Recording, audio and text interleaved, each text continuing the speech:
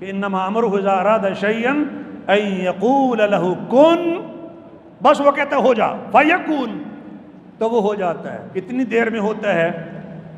हमारे पास खुताबाज जज्बाती अंदाज में जब बोल रहे होते हैं तो तर्जमा करते हैं फ़ौरन हो जाता है, इसका ये मतलब नहीं कि फ़ौरन होता है।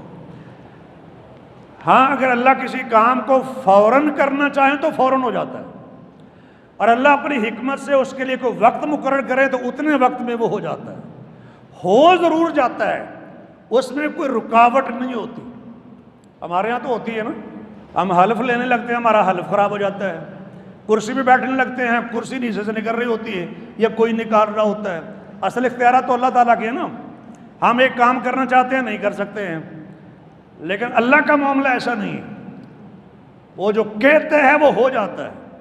अल्लाह ने आसमानों ज़मीन को भी कुन फयकून से पैदा किया है, लेकिन उसमें भी वक्त लेगा। 6 दिनों का जिक्र तो कुरान ने किया है ना। ईसा अलैहिस्सलाम का को भी फरमाया कि अल्लाह का कलिमा है। अल्लाह ने कलिमा कुन से पैदा किया, जो हज़रत मरियम की तरफ मुंतकिल किया था। लेकिन सूरत मरियम पढ़ के देख लीजिए, उसमें भी एक वक्त के बाद हज़रत ईसा अलैहिस्सलाम की विलादत होती है।